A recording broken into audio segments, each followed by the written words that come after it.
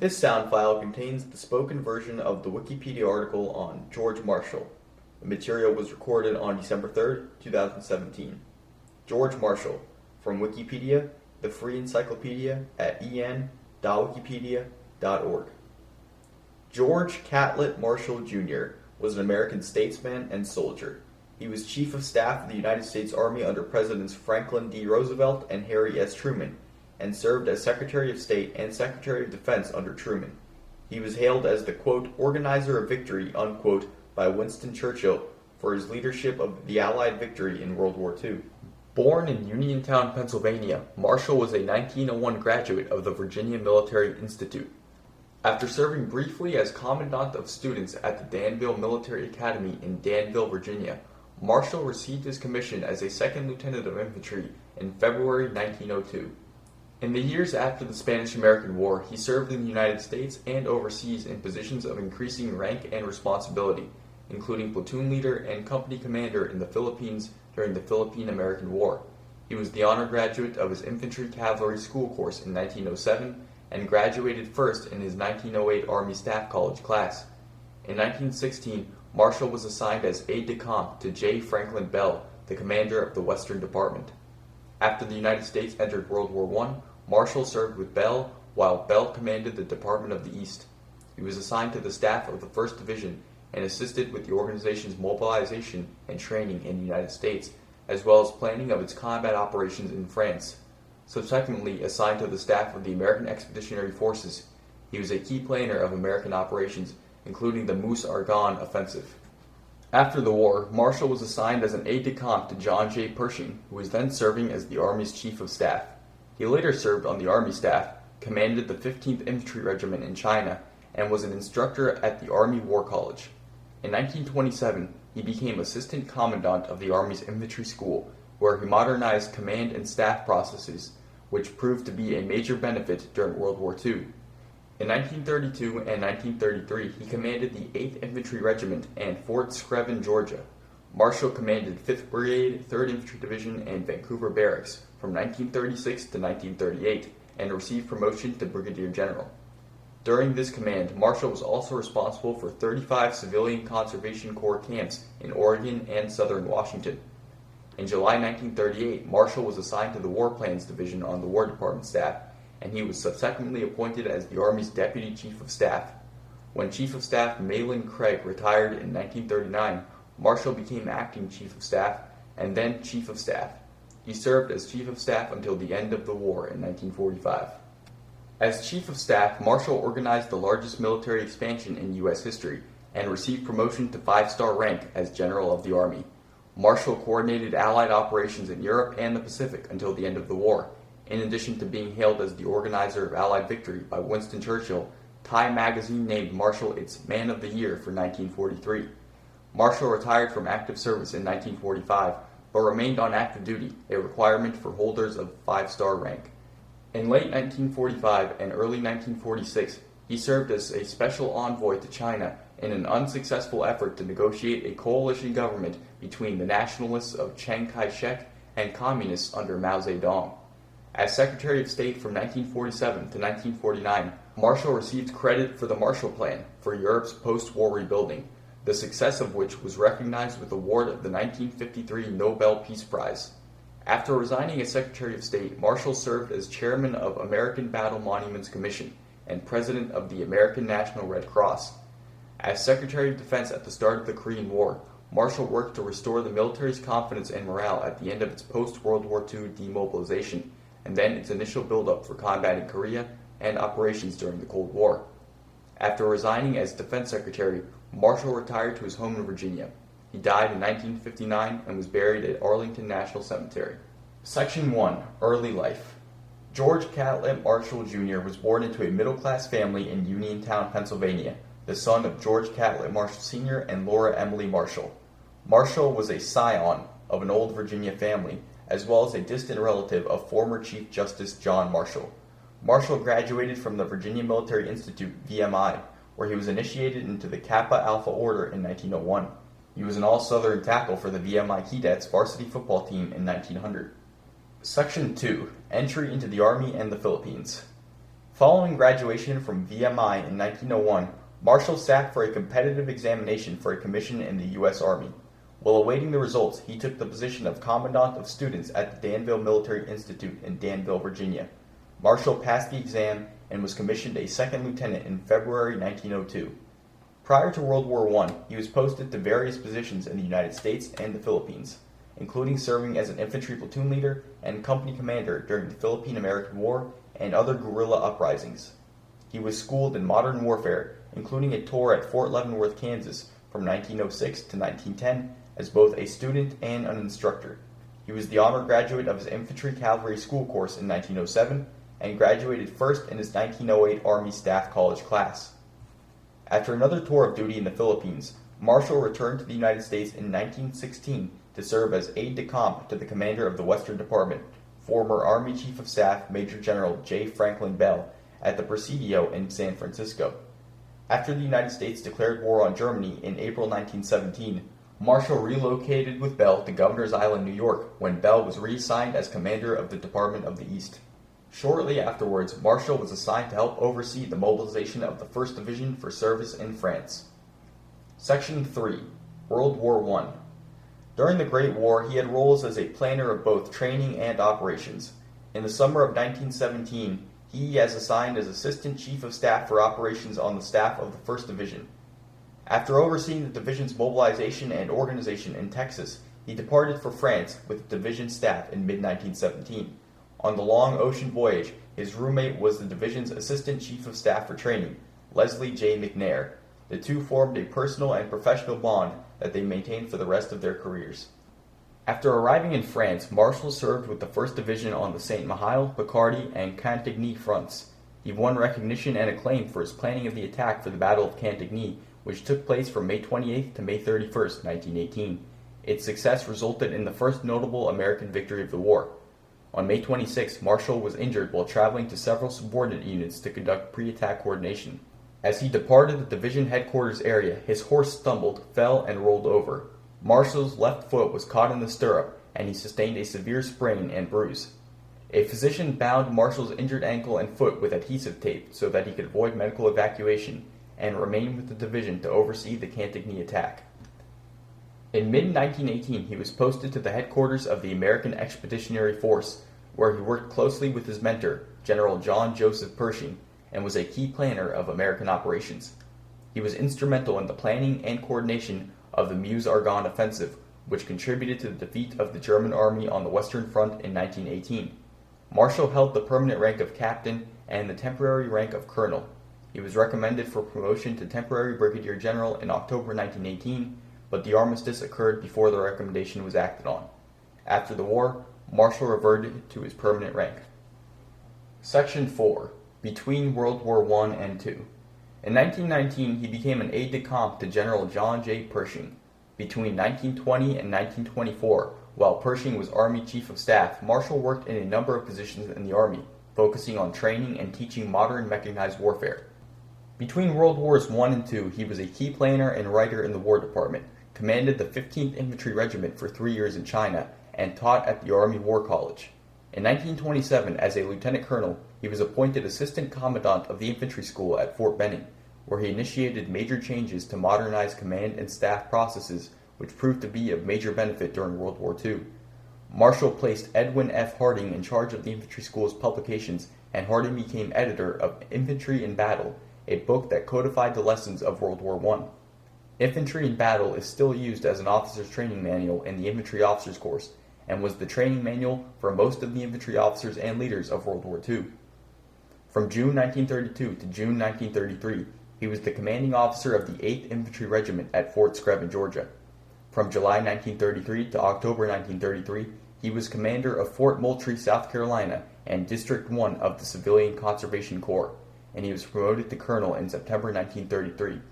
He was senior instructor and chief of staff for the Illinois National Guard's 33rd Division from November 1933 to August 1936. Marshall commanded the 5th Brigade of the 3rd Infantry Division and Vancouver Barracks in Vancouver, Washington from 1936 to 1938, and was promoted to Brigadier General in October 1936. In addition to obtaining a long-sought and significant troop command, traditionally viewed as an indispensable step to the pinnacle of the U.S. Army. Marshall was also responsible for 35 civilian conservation corps camps in Oregon and southern Washington. As post commander, Marshall made a concerted effort to cultivate relations with the city of Portland and to enhance the image of the U.S. Army in the region. With the CCC, he initiated a series of measures to improve the morale of the participants and make the experience beneficial in their later life. He started a newspaper for the CCC region that proved a vehicle to promote CCC successes, and he initiated a variety of programs that developed their skills and improved their health. Marshall's inspections of the CCC camps gave him and his wife, Catherine, the chance to enjoy the beauty of the American Northwest and made that assignment what he called, quote, the most instructive service I ever had and the most interesting, unquote.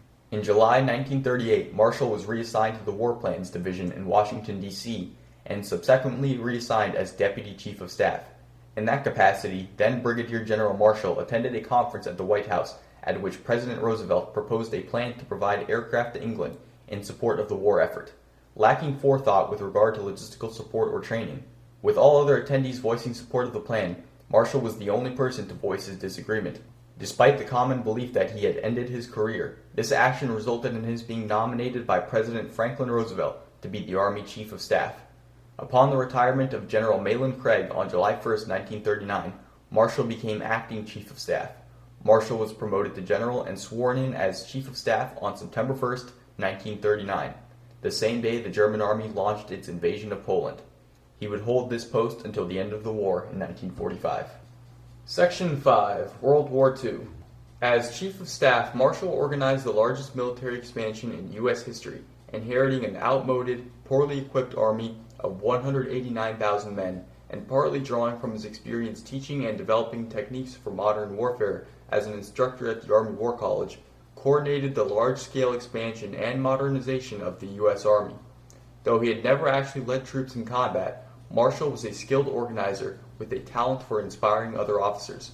Many of the American generals who were given top commands during the war were either picked or recommended by Marshall, including Dwight D. Eisenhower, Jacob L. Devers, George S. Patton, Terry de la Mesa Allen Sr., Lloyd Fredendall, Leslie McNair, Mark Wayne Clark, and Omar Bradley. Expands military force 40-fold. Faced with the necessity of turning an army of former civilians into a force of over 8 million soldiers by 1942, Marshall directed General Leslie J. McNair to focus efforts on rapidly producing large numbers of soldiers. With the exception of airborne forces, Marshall approved McNair's concept of an abbreviated training schedule for men entering Army Land Forces training, particularly in regard to basic infantry skills, weapons proficiency, and combat tactics. At the time, most U.S. commanders at lower levels had little or no combat experience of any kind. Without the input of experienced British or Allied combat officers on the nature of modern warfare and enemy tactics, many resorted to formulaic training methods, emphasizing static defense and orderly large-scale advances by motorized convoys over improved roads. In consequence, Army forces deploying to Africa in Operation Torch suffered serious initial reverses when encountering German armored combat units in Africa at Kasserine Pass and other major battles. Even as late as 1944, U.S. soldiers undergoing stateside training in preparation for deployment against German forces in Europe were not being trained in combat procedures and tactics in use there. Replacement system criticized. Originally, Marshall had planned a 265-division army with a system of unit rotations such as practiced by the British and other allies. By mid-1943, however, after pressure from government and business leaders to preserve manpower for industry and agriculture, he had abandoned this plan in favor of a 9-division army using individual replacements sent via a circuitous process from training to divisions in combat. The individual replacement system, devised by Marshall and implemented by McNair, greatly exacerbated problems with unit cohesion and effective transfer of combat experience to newly trained soldiers and officers. In Europe, where there were few pauses in combat with German forces, the individual replacement system had broken down completely by late 1944. Hastily trained replacements or service personnel reassigned as infantry were given 6 weeks refresher training and thrown into battle with army divisions locked in frontline combat. The new men were often not even proficient in the use of their own rifles or weapon systems, and once in combat could not receive enough practical instruction from veterans before being killed or wounded, usually within the first 3 or 4 days.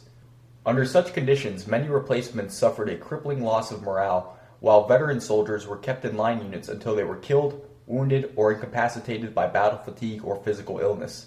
Incidents of soldiers AWOL from combat duty, as well as battle fatigue and self-inflicted injury, rose rapidly during the last 8 months of the war with Germany.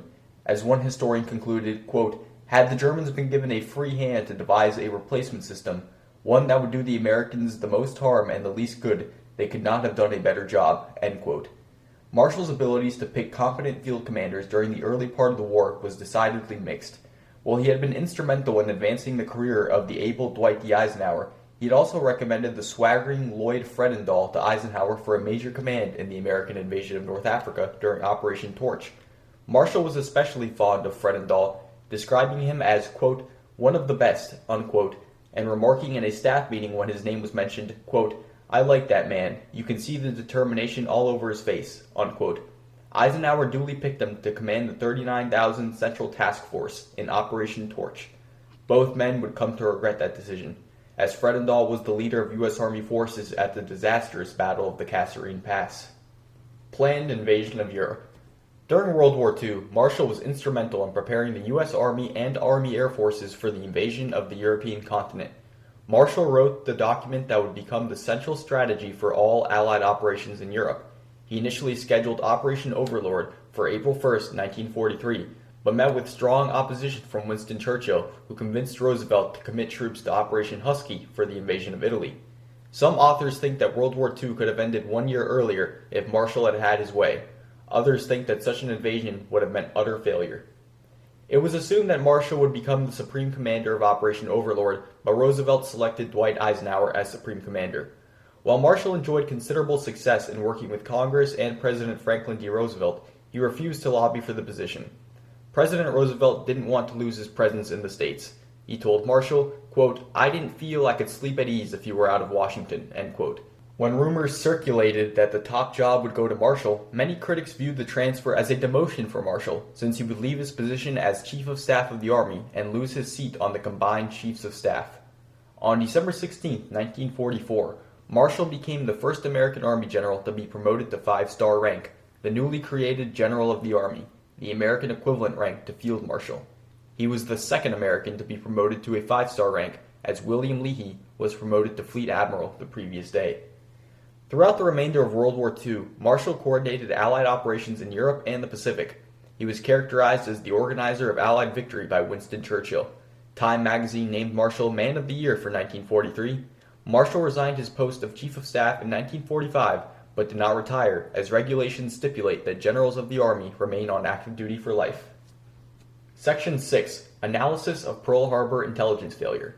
After World War II ended, the Congressional Joint Committee on the Investigation of the Pearl Harbor Attack received testimony on the intelligence failure. It amassed 25,000 pages of documents, 40 volumes, and included 9 reports and investigations, 8 of which had been previously completed. These reports included criticism of Marshall for delay in sending General Walter Short, the Army commander in Hawaii, important information obtained from intercepted Japanese diplomatic messages. The report also criticized Marshall's lack of knowledge of the readiness of the Hawaiian Command during November and December 1941. 10 days after the attack, Lieutenant General Short and Admiral Husband E. Kimmel, commander of the Navy at Pearl Harbor, were both relieved of their duties.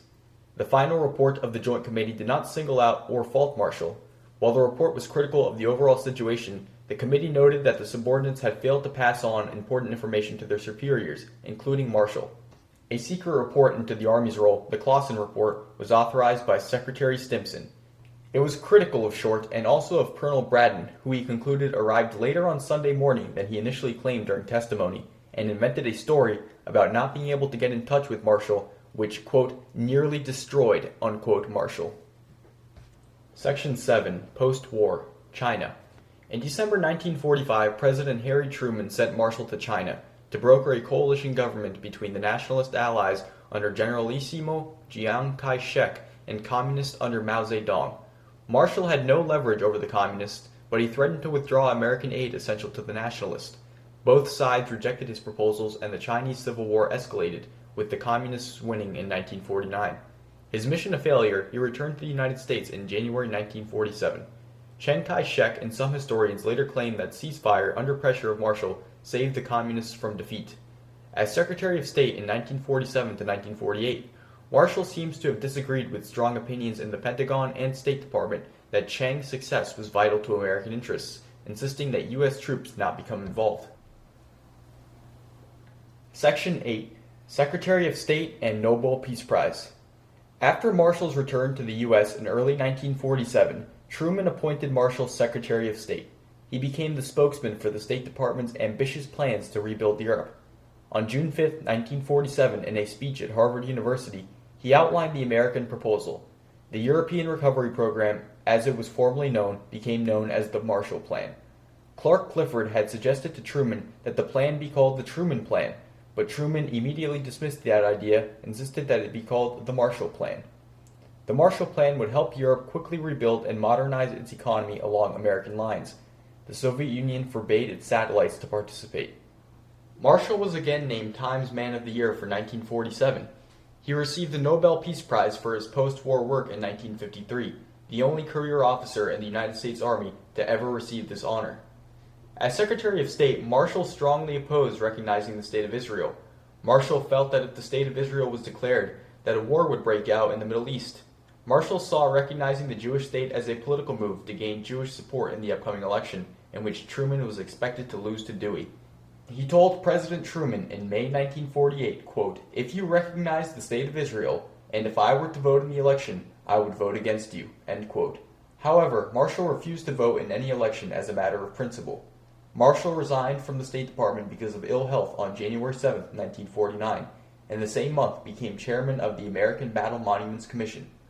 In September 1949, Marshall was named president of the American National Red Cross. Section 9. Secretary of Defense. When the early months of the Korean War showed how poorly prepared the Defense Department was, President Truman fired Secretary Lewis A. Johnson and named Marshall as Secretary of Defense in September 1950. The appointment required a congressional waiver because the National Security Act of 1947 prohibited a uniformed military officer from serving in this post. This prohibition included Marshall since individuals promoted to General of the Army are not technically retired, but remain officially on active duty even after their active service has concluded. General Marshall was the first person to be granted such a waiver, with Defense Secretary James Mattis being the second to receive it. Marshall's main role as Secretary of Defense was to restore confidence and morale while rebuilding the armed forces following their post-World War II demobilization. Korean War. Marshall worked to provide more manpower to meet the demands of both the Korean War and the Cold War in Europe.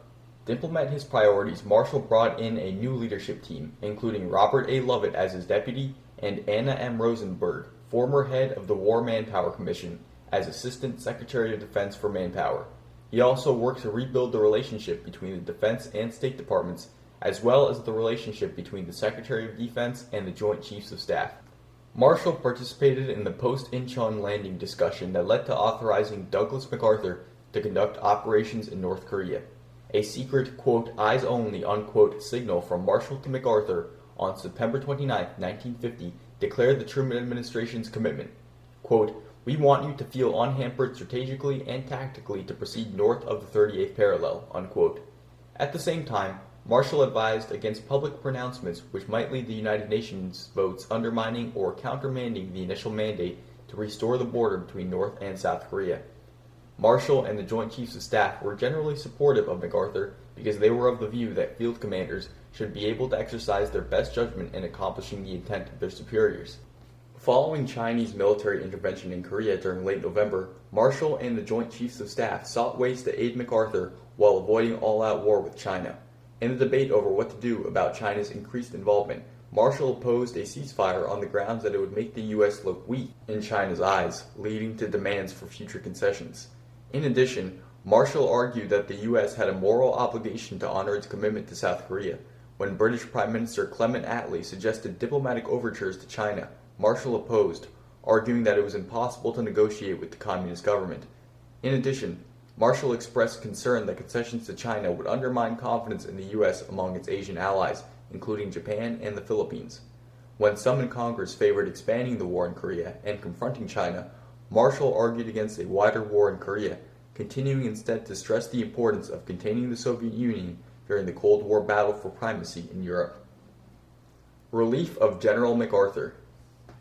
Increasingly concerned about public statements from General Douglas MacArthur, commander of United Nations forces fighting in the Korean War, which contradicted President Harry S. Truman's on prosecution of the war, on the morning of April 6, 1951, Truman held a meeting with Marshall, Chairman of the Joint Chiefs of Staff Omar Bradley, Secretary of State Atchison, and Advisor W. Averell Harriman to discuss whether MacArthur should be removed from command.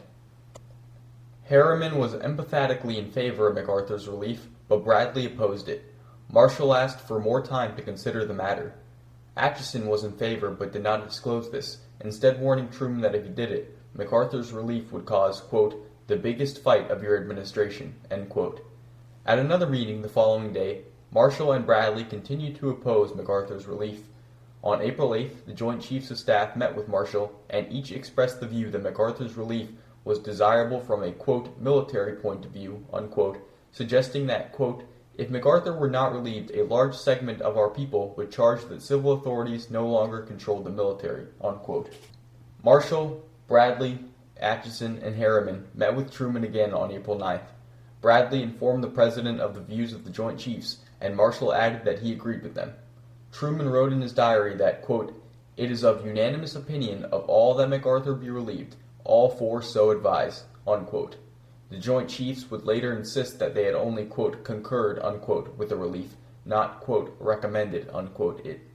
On April 11, 1951, President Truman directed transmittal of an order to MacArthur, issued over Bradley's signature, relieving MacArthur of his assignment in Korea and directing him to turn over command to Matthew Ridgway. In line with Marshall's view and those of the Joint Chiefs of Staff, MacArthur's relief was looked upon by proponents as being necessary to reassert the tenet of civilian control of the military. Section 10. Retirement. Marshall retired in September 1951 to his home, Dodona Manor in Leesburg, Virginia, to tend to his gardens and continue his passion for horseback riding. He was head of the American delegation at the coronation of Queen Elizabeth II in 1953.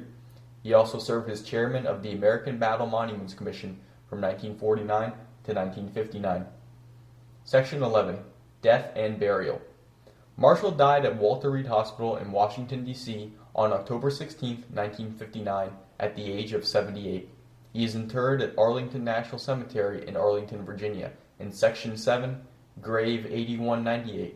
Marshall is buried with his first wife, Elizabeth Carter Coles, his first wife's mother, Elizabeth Pendleton Coles, and his second wife, Catherine Tupper Brown Marshall. Section 12. Reputation and Legacy. Marshall's reputation for excellence as a military organizer and planner was recognized early in his career and became known throughout the Army.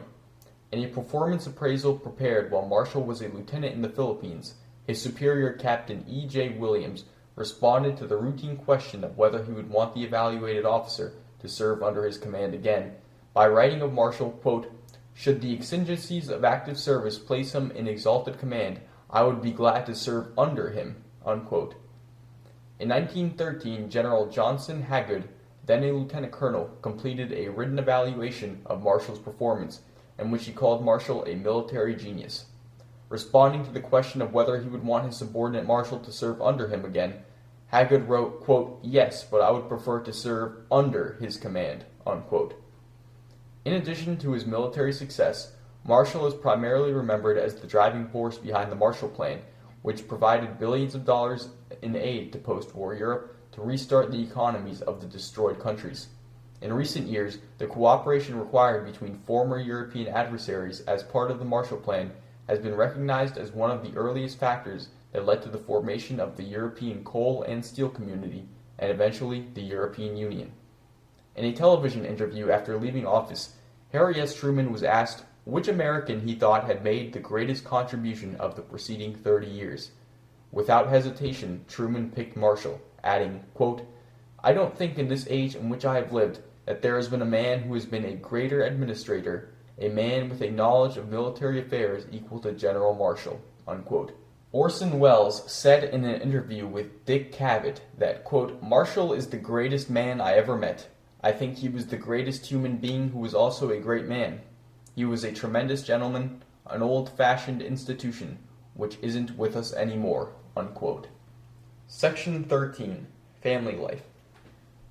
George Marshall was the youngest of three siblings. His older brother, Stuart Bradford Marshall, was a graduate of the Virginia Military Institute and became a manager and executive in several metal production corporations, including the American Manganese Manufacturing Company. He later worked as a metallurgist and consulting engineer specializing in the production and operation of blast furnaces, coke ovens, and foundries. George and Stuart Marshall were long estranged, according to relatives. George Marshall's first wife Lily had dated other VMI cadets before him and rejected their proposals, to include Stuart Marshall. When Stuart found out George was engaged to Lily, Stuart made unkind remarks about her, and George, quote, cut him off my list, unquote. His sister Marie was the wife of Dr. John J. Singer, an Army physician who died in 1934. Marshall married Elizabeth Carter Coles, or, quote, Lily, unquote, at her mother's home on Letcher Avenue in Lexington, Virginia, on February 11, 1902. She died on September 15, 1927, after thyroid surgery that put significant strain on her weak heart. They did not have children. On October 15, 1930, Marshall married Catherine Boyce Tupper. John J. Pershing served as best man. Catherine Tupper was the mother of three children with Baltimore lawyer Clifton Stevenson Brown, who had been murdered by a disgruntled client in 1928. The second Miss Marshall was a graduate of the American Academy of Dramatic Arts. She later studied at the Comédie Française and toured with Frank Benson's English Shakespearean Company.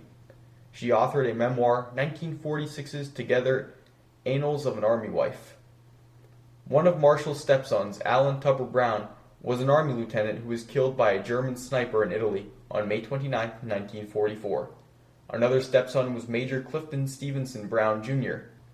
Stepdaughter Molly Brown Wynn, who was the mother of actress Kitty Wynn, was married to U.S. Army Major James J. Wynn, who had been an aide to General Marshall. Marshall was a Freemason, having been made a Mason, quote, at sight, unquote, in 1941 by the Grand Master of the Grand Lodge of the District of Columbia. George Marshall maintained a home, known as Dodona Manor, and later as the Marshall House, in Leesburg, Virginia. This was his first and only permanent residence owned by Marshall, who later said, quote, this is home, a real home after 41 years of wandering, unquote. The restored home and its surrounding gardens are open to the public as a museum. Section 14. Fictional Portrayals. Keith Andis in the 1970 film Tora Tora Tora. Ward Costello in the 1977 film MacArthur. Dana Andrews in the 1979 film Ike, The War Years. Norman Burton in the 1988 miniseries War and Remembrance.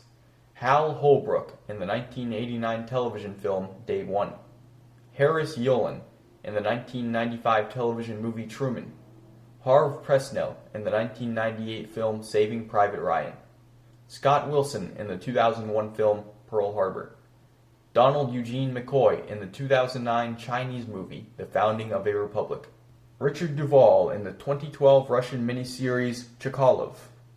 Marshall is a character in three different alternate history timelines in novels by Harry Turtledove, World War, Joe Steele, and The Hot War. Section 15. Dates of rank. Second Lieutenant, United States Army, February 2, 1902. First Lieutenant, United States Army, March 7, 1907. Captain, United States Army, July 1, 1916. Major, National Army, August 5, 1917. Lieutenant Colonel, National Army, January 5, 1918. Colonel, National Army, August 27, 1918. Captain, Regular Army, reverted to permanent rank, June 30, 1920. Major, Regular Army, July 1, 1920. Lieutenant Colonel, Regular Army, August 21, 1923. Colonel, Regular Army, September 1, 1933. Brigadier General, Regular Army, October 1, 1936. Major General, Regular Army, September 1, 1939. General, Regular Army for service as Army Chief of Staff, September 1, 1939. General of the Army, Army of the United States, December 16, 1944. General of the Army, rank made permanent in the Regular Army, April 11, 1946. Section 16. Awards and Decorations. Distinguished Service Medal with 1 oak leaf cluster. Silver Star. Philippine Campaign Medal. World War I Victory Medal with 4 campaign clasps. Army of Occupation of Germany Medal. American Defense Service Medal. American Campaign Medal. World War II Victory Medal. National Defense Service Medal. Foreign Orders. Honorary Knight Grand Cross of the Order of the Bath, United Kingdom. Grand Cross of the Legion of Honor, France. Grand Cross of the Order of Military Merit, Brazil. Grand Cross of the Order of Merit, Chile. Grand Cross of the Order of Boyaca Charifian, Colombia. Member First Class of the Order of Military Merit, Cuba. Member First Class of the Order of Abdon Calderon, Ecuador. Knight Grand Cross with Swords of the Order of George I, Greece. Knight Grand Cross of the Order of Saints Maurice and Lazarus, Italy. Knight Grand Cross of the Order of the Crown of Italy, Italy. Grand Cross of the Order of Wissam Alawite, Morocco. Knight Grand Cross with Swords of the Order of Orange Nassau, Netherlands. Grand Officer of the Order of the Sun, Peru. Member First Class of the Order of Suvorov, the Soviet Union. Foreign Decorations and Medals. Croix de Guerre, France. Medal for the Centennial of the Republic of Liberia. Silver Medal for Bravery, Montenegro. Medal of Solidarity, Second Class, Panama. Civilian Honors. On October 16, 1945, he was presented with permanent membership in the Reserve Officers Association by President Harry Truman. In 1946, he was awarded the United States Congressional Gold Medal. In 1948, he was awarded the Grand Lodge of New York's Distinguished Achievement Award for his role and contributions during and after World War II. 1953 Nobel Peace Prize for the Marshall Plan. 1959 Karl's Prize, International Charlemagne Prize of the City of Aachen. 1960 George C. Marshall Space Flight Center, originally the Army Ballistics Missile Agency at Redstone Arsenal, Huntsville, Alabama, became a NASA field center and was renamed. The United States Postal Service honored him with a Prominent American Series, 20-cent postage stamp. The British Parliament established the Marshall Scholarship in recognition of Marshall's contributions to Anglo-American relations. Many buildings and streets throughout the U.S. and other nations are named in his honor. George C. Marshall Award, the highest award given to a chapter in Kappa Alpha Order. George C. Marshall High School, founded in 1962 and located in Falls Church, Virginia, is the only public high school in the United States named for Marshall. The nickname of the school, the Statesman, appropriately reflects his life and contributions. The Marshall Elementary School is in the Laurel Highlands School District, Uniontown, Pennsylvania. George C. Marshall Elementary School, located in Vancouver, Washington. The George C. Marshall European Center for Security Studies in Garmisch-Partenkirchen, Germany. George Catlett Marshall Medal, awarded by the Association of the United States Army, awarded to Bob Hope in 1972. This sound file and all text in the article are licensed under the Creative Commons Attribution Share Alike 3.0 unported license, available at http://creativecommons.org/licenses/by-sa/3.0.